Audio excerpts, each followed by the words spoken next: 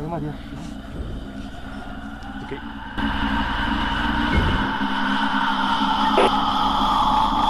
Está la historia, vamos a decirle que paranormal, y la historia real que pudimos investigar sacando un poco de internet y viendo artículos, vamos a decir que oficiales, aunque no hay tampoco mucho temas oficiales sobre este lugar, pero hay ciertas cosas que ya te dan la precisa de qué es lo que realmente pasó y para qué es ese lugar.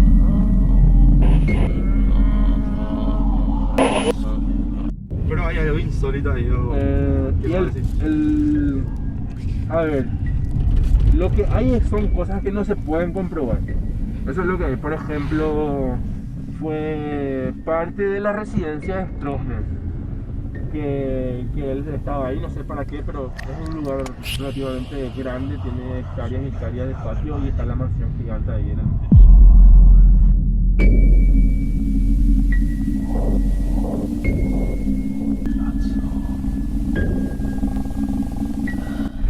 Oye, estamos en tierra nueva.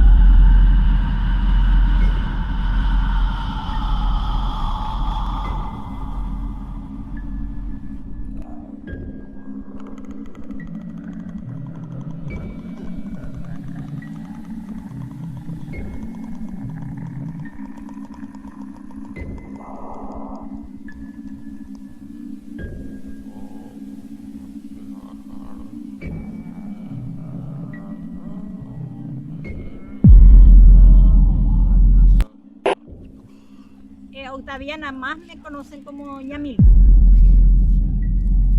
17 años trabajado yo 17 tengo años. con ella.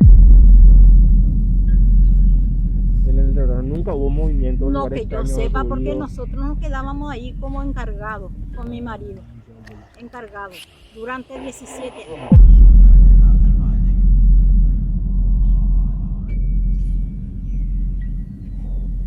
Y tengo entendido que después pasó a ser, se abrir un colegio acá, no sé Sí, si tiene sí, entendido. el colegio Terranova, El colegio Terranova. a Tiene el cargo campus. del señor Carlos Julio.